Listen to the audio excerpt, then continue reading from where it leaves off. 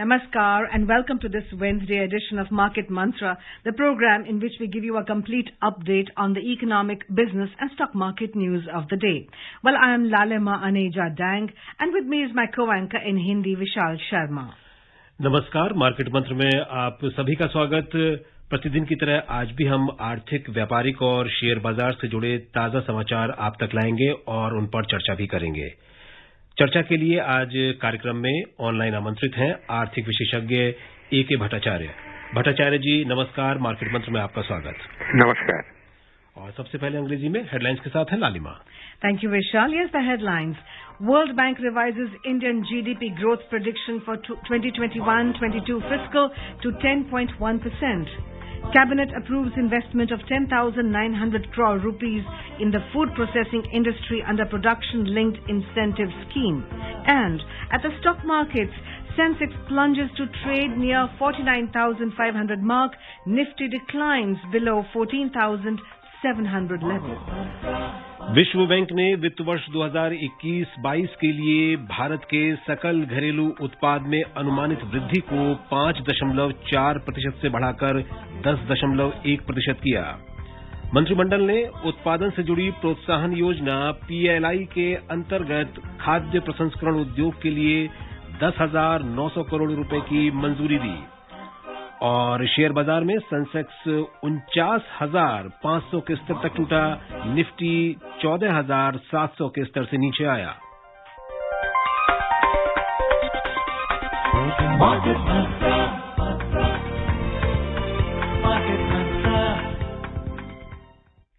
The World Bank has raised Indian GDP growth prediction for 2021-22 fiscal to 10.1% from 5.4% projected in January. The International Bank said, given the significant uncertainty amid COVID-19 effects on the Indian economy, the real India GDP growth could be in the range from 7.5% to 12.5%. The World Bank, in its South Asia Economic Focus Spring Update report, said that it has revised the projection amid a strong rebound in private consumption and investment growth. The International Bank noted that government consumption is expected to rise by about 16.7% during the reported fiscal. The World Bank, however, sounded a warning as economic activity is well below pre-COVID-19 estimate. It said that businesses need to make up for lost revenue and millions of workers, most of them in the informal sector, still reel from job losses and falling incomes should be taken care. Mr. Bhattacharya, how serious is this report? Usually the reports are changed every few days. This time the World Bank has predicted the Indian GDP growth rate to 10.1%. Well, I think this is a recognition by the World Bank that the Indian economy will bounce back after seeing a kind of a contraction which will be close to around 8% in 2021. Remember that this is a projection for the economic growth next year that starts from tomorrow. Yes. And next year, 2021-22, will definitely see the benefits of a low base effect, 8% contraction, as I said. The important thing to note here is the World Bank believes that it will be riding on private consumption growth as well as investment growth, which means that it sees that the economy will see an increase in the private consumption levels, which means private consumption means services sector, the food and other manufacturing sector, plus the investment sector. But most importantly, it sees that the government consumption, which means that the government expenditure will see an increase. And that increase, it is looking at around 17%. So clearly, it is postulated, this 10.1% growth rate is postulated on government continuing to spend more money as the budget had indicated. When you talk of government expenditure, we take into account mainly the infrastructure projects which are in full swing all over the country. Yeah, absolutely. I think the government expenditure will certainly will cover many of the new infrastructure projects that have been lined up. There is a new infrastructure pipeline project which is being implemented in various sectors, starting with the road sector, the aviation sector, the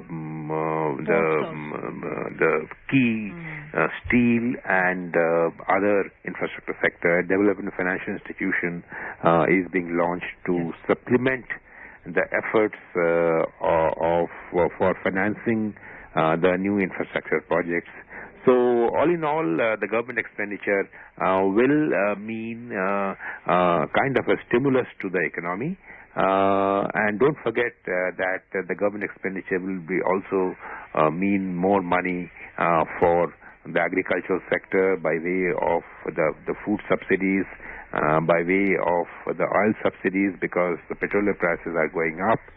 So in all, the World Bank is believing that the government expenditure will remain at elevated levels for the whole of the next financial year. Bhattacharya जी, जिस तरीके से आशंकाएं व्यक्त की जा रही हैं, corona का संक्रमण जिस तरीके से दोबारा से बढ़ रहा है, ऐसे में ये आशंकाएं व्यक्त की जा रही हैं कि जो आर्थिक रिकवरी हो रही है अर्थव्यवस्था की, उसमें जो है कहीं ना कहीं कुछ एक रुकावट आ सकती है या वो धीमी पड़ सकती है। ऐसे में ये जो अनुमान जो हैं, जो वर्ल्ड बैंक के, विश्व बैंक के, ये आपको कितने एक सही तरीके से तर्कसंगत लगते हैं? देखिए, आपको ये देखना होगा कि वर्ल्ड बैंक ने जो 10.1% का जो अनुमान लगाया है अगले साल की वृद्धि दर का, ये अगर आप विभिन्न संस्थाओं का अनुमान, वृद्धि दर की जो अनुमान है उसके साथ अगर तुलना करेंगे, आप देखेंगे कि विश्व बैंक का जो एस्टिमेट है वो सबसे कम है। काफी ऐसे संस्थाएं हैं जिन्होंने 12% का वृद्धि दर भारत के लिए रखा है, 11% का भी है। तो ये विश्व बैंक का जो अनुमान जो है सबसे कम है। मैं समझता हूँ ये सबसे कम इसीलिए है क्योंकि विश्व बैंक को असेसमेंट ये है कि शायद इकोनॉमिक रिकवरी की जो गति जो है, गति को अभी भी ठीक से बताया नहीं जा सकता है। किस तरह की गति होगी, किस तरह की रोकथाम बीच में आ सकती है अगर कोरोना का जो प्रकोप जो है वो बढ़ गया। तो इसीलिए मैं समझता हूँ जो विश्व बैंक का जो प्रोजेक्शन है, मैं कंजर्वेटिव मैं कहूँगा इसको, क्योंकि अगर आप दूसरी संस्थाओं के साथ तुलना करेंगे ये काफी कम है। और इसीलिए कम है क्योंकि विश्व बैंक को एक एहसास जरूर हुआ होगा कि जो इकोनॉमिक रिकवरी की जो गति है वो अभी भी पूरी तरह से कोविड के पहले की गति में अभी तक नहीं आई है। Mr. Bhattacharya, you said the World Bank has been rather conservative on this prediction. Can we give some credit or discredit to the fact that retail inflation has risen to 5% in February from 4.1% in January? Has that anything got to do with that? Well, I think indirectly, yes. Any increase in retail inflation does adversely impact the growth momentum of the economy because retail inflation essentially means that the people, the consumers, cannot spend and go out on a kind of a spending binge because of the inflation impact. So when they don't go out on a consumption binge, then naturally one of the big legs of key legs of the growth momentum actually get affected. You will remember that the overall GDP is hugely dependent, almost up to 60% on personal consumption, private consumption. So if private consumption is affected because of retail inflation going up, certainly the growth momentum will be adversely impacted. So I would agree with you that yes, retail inflation is probably casting a negative sentiment on growth projections for the next year. बढ़ते हैं अगली खबर की ओर। केंद्रीय मंत्रिमंडल ने उत्पादन से जुड़ी प्रोत्साहन योजना PLI के अंतर्गत खाद्य प्रसंस्करण उद्योग में 10,900 करोड़ रुपए के निवेश की अनुमति दी है। इस योजना का उद्देश्य देश में विश्व स्तर के खाद्य उत्पाद निर्माता तैयार करना और अंतर्राष्ट्रीय बाजारों में भारतीय ब्रांडों के उत्पादों को बढ़ावा देना है। आज नई दिल्ली में मंत्रिमंडल की बैठक के बाद सूचना और प्रसारण मंत्री प्रकाश जावड़ेकर और वाणिज्यिक तथा उद्योग मंत्री पीयूष गोयल ने एक संयुक्त संवाददाता सम्मेलन में इसकी जानकारी दी। श्री पीयूष गोयल ने कहा कि इस योजना से रोजगार बढ़ेगा, टिकाऊ मूल्य श्रृंखला का निर्माण होगा और भारतीय उत्पादों को मजबूत ब्रांड लागत का फायदा मिलेगा। भट्टाचार्य जी, यहां आपसे जानना चाहेंगे कि पीएलआई बहुत ही सरल शब्दों में आखिर है क्या और इसकी आवश्यकता क्यों महसूस की जा रही है।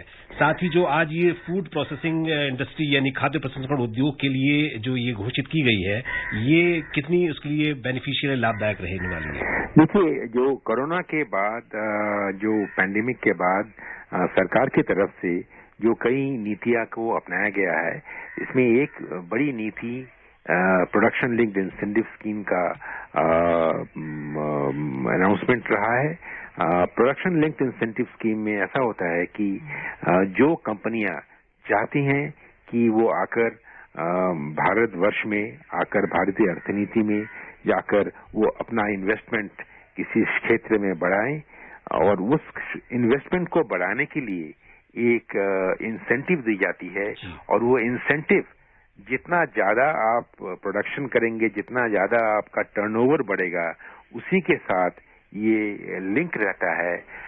करीबन सेक्टर के मुताबिक 6 से 7% का एक इंसेंटिव दिया जाता है और ये इंसेंटिव, जैसे मैंने कहा, ये कितना आप टर्नओवर करते हैं, एक्स्ट्रा टर्नओवर, एडिशनल टर्नओवर, इसके ऊपर लिंक होता है। अभी तक सरकार का जो पूरी प्रोडक्शन लिंक्ड इंसेंटिव का जो स्कीम जो है, वो सरकार ने करीबन 1.5 लाख करोड़ का एक एलोकेशन किया गया है अगले 5 साल के तक। विभिन्न क्षेत्रों को इसमें सुविधा दी गई है। टेलीकम्युनिकेशन सेक्टर में है, इलेक्ट्रॉनिक्स में है, टेलीकम्युनिकेशंस में है और अब जो फूड प्रोसेसिंग सेक्टर में करीबन 10,000 करोड़ का जो स्कीम ऐलान किया गया कि प्रोडक्शन फूड प्रोसेसिंग सेक्टर में भी अगर कोई मैन्युफैक्चरर आकर नई सुविधा का एक इम्प्लीमेंटेशन करता है, नए निवेश करता है या उस निवेश से एडिशनल टर्नओवर करता है, उस एडिशनल टर्नओवर में उनको इंसेंटिव दी जाएगी। मैं समझता हूं कि इससे प्रोडक्शन बढ़ेगी, इन्वेस्टमेंट निवेश बढ़ेगा, उसके साथ जुड़ा हुआ जो एम्प्लॉयमेंट है वो भी बढ़ेगा और ओवरऑल इकोनॉमी में जो एक ग्रोथ का जो एक मोमेंटम है उसमें भी एक पॉजिटिव एक इम्पैक्ट रहेगा इसके ऊपर। And so often it is seen that production for the farmer is a double-edged sword.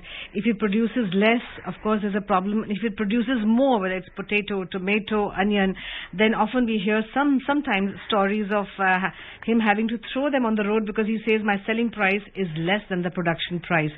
So this incentive of 10,900 crores to the food processing industry, will we get to hear such stories less? I think the food processing sector is directly linked to the cash crops that the farmers produce. Not just the cash crops like jute and tea and cotton, but also the edible crops, the cereals. Because as the economy picks up, we will see the consumption pattern based on the food items, they change and they go in for more of processed food instead of the basic cereal consumption. So the production linked incentive scheme for the food processing sector will certainly help in absorbing the increase in agricultural produce, not only in the cereal sector but also in the non-cereals, the fruit, the vegetable sector, protein which also right now often are subjected to the price variations because of oversupplies on seasonally. So therefore you are right that the production linked incentive scheme will help the farming community to a great extent.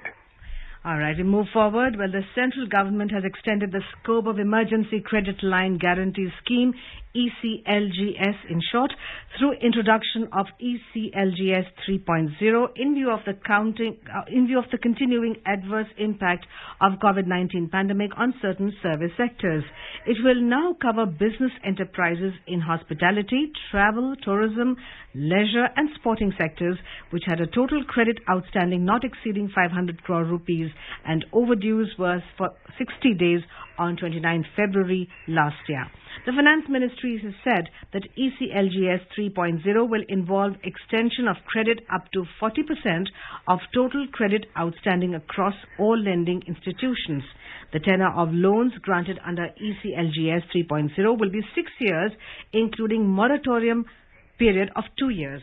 The validity of ECLGS 1.0, ECLGS 2.0 and ECLGS 3.0 have also been extended up to 30th of June this year. The last date of disbursement under the scheme has been extended to 30th September 2021. How would you explain and simplify this, Mr. Bhattacharya? This is one of the many schemes that the government announced in the wake of the COVID pandemic.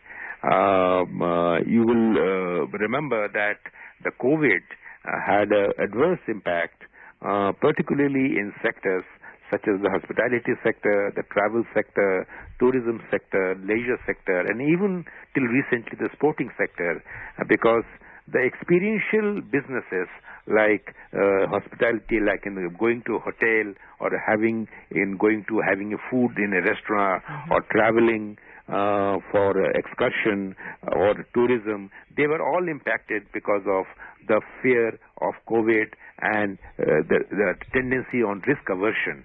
So that these sectors were really were hit hard, and they needed some sort of credit support, a line of credit to be guaranteed against them.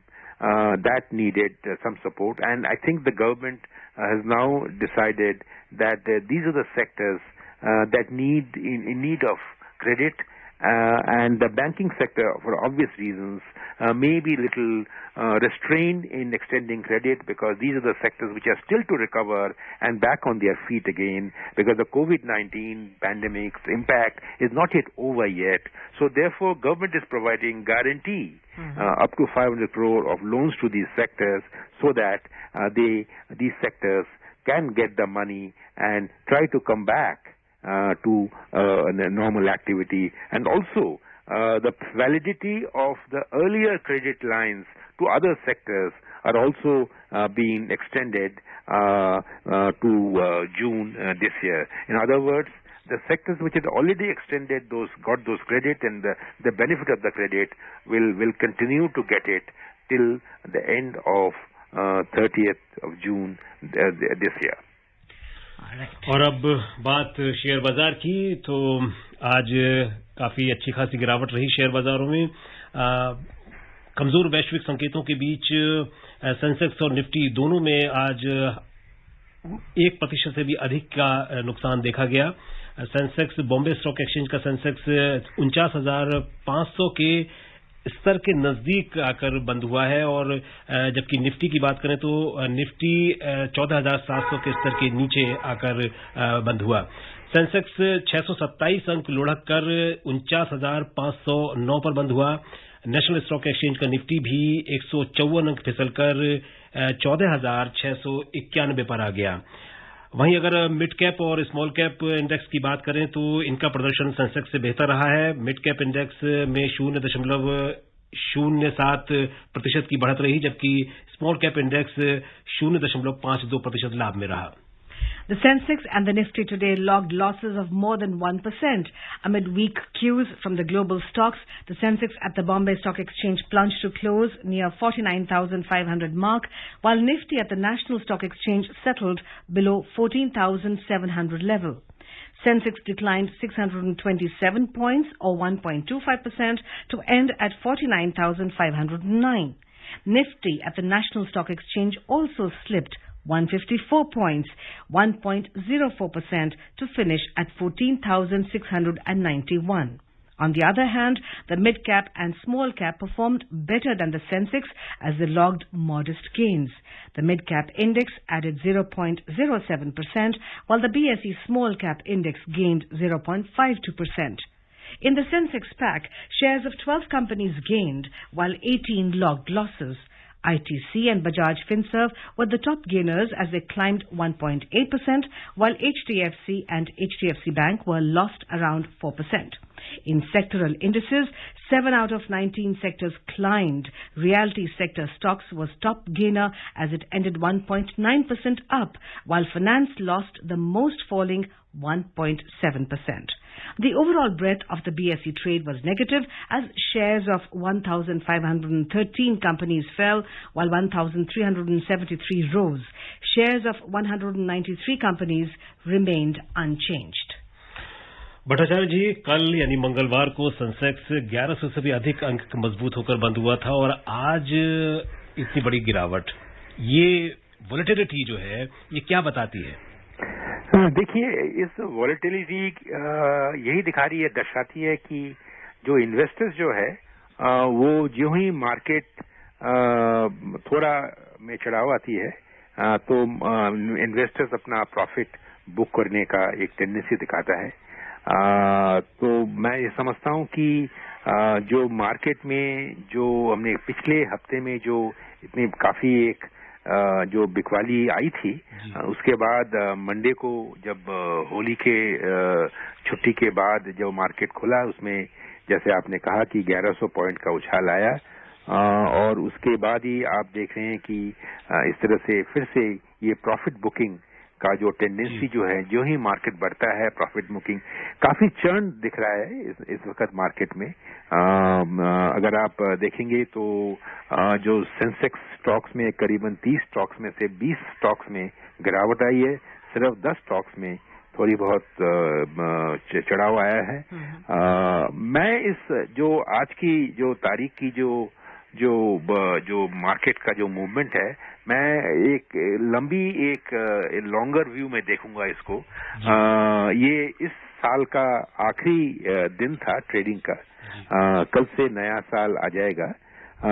अगर आप देखें इस साल का जो financial year का जो stock market movement था, ये मैं मानता हूं ये करीबन जो 2009-10 का जो फाइनेंशियल मेल्टडाउन के बाद जो रिकवरी है उसके करीबन आता है। उस टाइम ये सालाना जो रिकवरी करीबन 80 और 85% का था, और मैं देख रहा हूं कि इस बार का इस फाइनेंशियल ईयर का जो सेंसेक्स और निफ्टी का रिकवरी 70 और 80 के बीच में, सेंसेक्स तो 80% में गया है और निफ्टी 73% में फाइनेंशियल ईयर के अंदर हुआ है।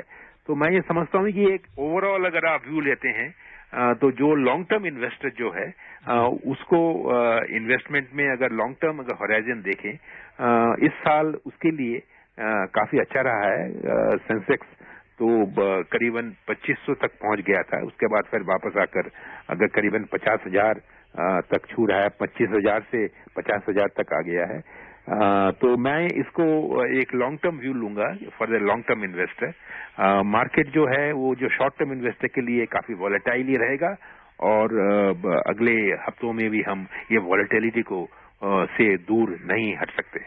और मिड कैप और स्मॉल कैप अगर सेगमेंट की बात करें तो इसका प्रदर्शन हम देख रहे हैं कुछ दिनों से कि सेंसेक्स से बेहतर है। निफ्टी मिड कैप की अगर बात करें तो 3 महीने में 14% की तेजी देखने को मिली है, जबकि निफ्टी 50 इंडेक्स की अगर हम बात करें तो वहां केवल 6% चढ़ा है। तो मिड कैप और स्मॉल कैप इंडेक्स का जो सेगमेंट है ये अभी भी आकर्षक बना हुआ है। आपने एकदम सही कहा है।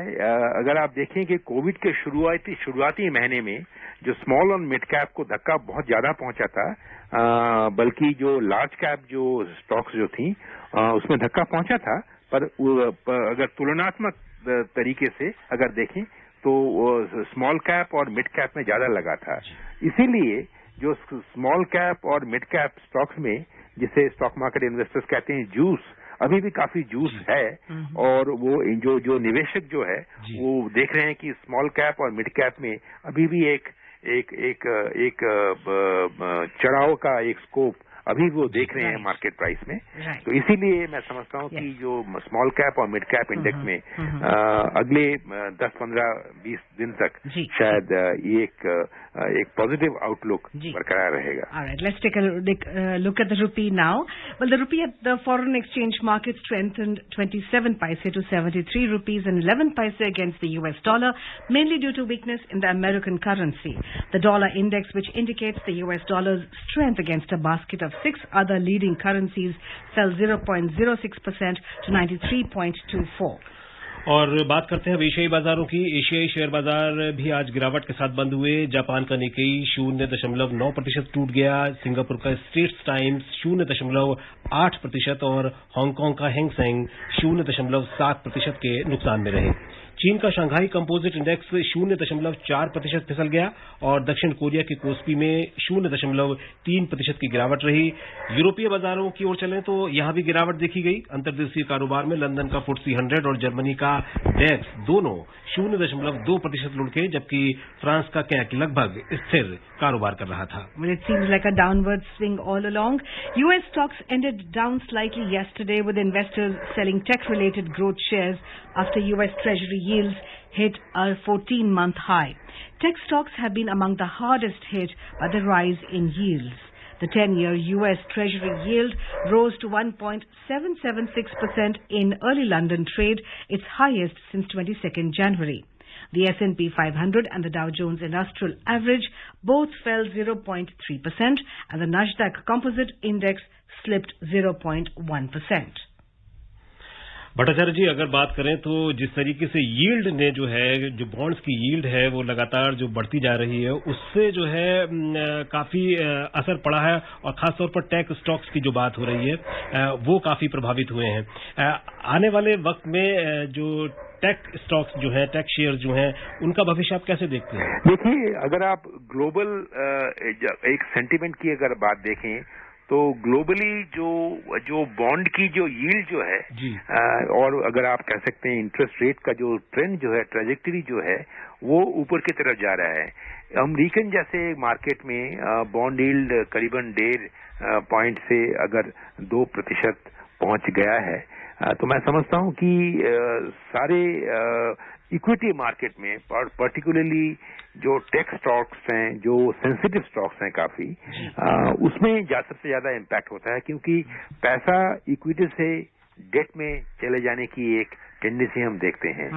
तो वो भी अगर हम देखें, भारत में भी जो बॉन्ड यील्ड्स जो बढ़ने की एक जो टेंडेंसी दिख रही है, वो मैं समझता हूं कि मीडियम टर्म जो इक्विटी मार्केट में थोड़ा एडवर्सली इम्पैक्ट करता है। और वही चीज हम यूएस मार्केट में देख रहे हैं, वही चीज यूरोप में देख रहे हैं और वही चीज हम इंडिया में भी देख रहे हैं।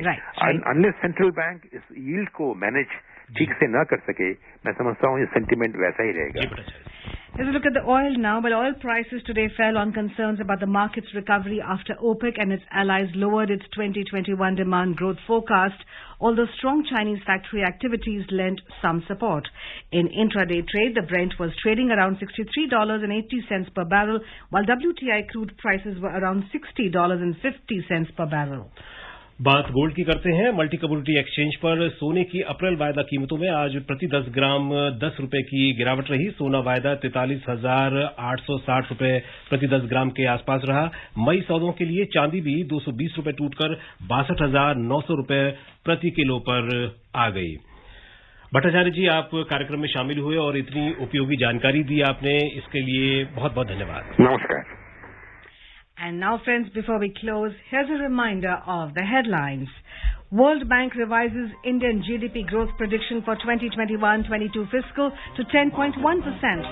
Cabinet approves investment of 10,900 crore rupees in food processing industry under production-linked incentive scheme. And at the stock markets, Sensex plunges to trade near 49,500 mark. Nifty declines below 14,700 level. And that's all, friends, we have for you in this edition of Market Mantra. This is Lalema Aneja Dang with my co-anchor Vishal Sharma signing off. Namaskar. Namaskar.